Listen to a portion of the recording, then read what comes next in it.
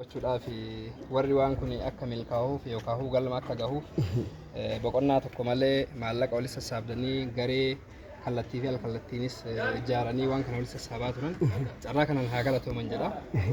Akkasuma itti aansuudhaan immoo hiriyyaan na bira jiru.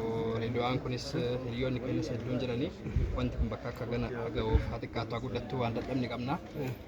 Dhugumatti akka inni reef jedhe sanii konkolaataan kun ka'ee biroo ibsaatii miti. Hojii uummataa hojjetee malee hojii dhuunfaanii miti kabadhaafame ammallee daranuu hamilee godhatee artiin Oromoo sadarkaa amma irra jiru kanarraa daranuu cimee akka itti fufuuf shoora akka inni taphatu isa gargaara. Kana jechuun kana booda Ibro ibsa baatiriitu irra ife namni baatiriin irra ife sirriitti mul'ata. Kanaafuu hojiin si eeggata. Mee uummataafis ergaa gabaabaa wanni kun artistoota keenya akkana jajjabeessu hangam takka baratamu qaba.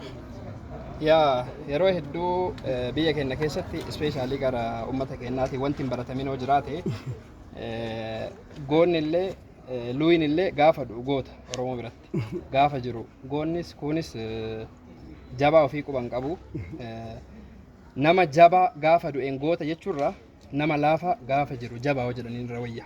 Kana aadeeffannuun carraa kanaan dhaamsa kiyya.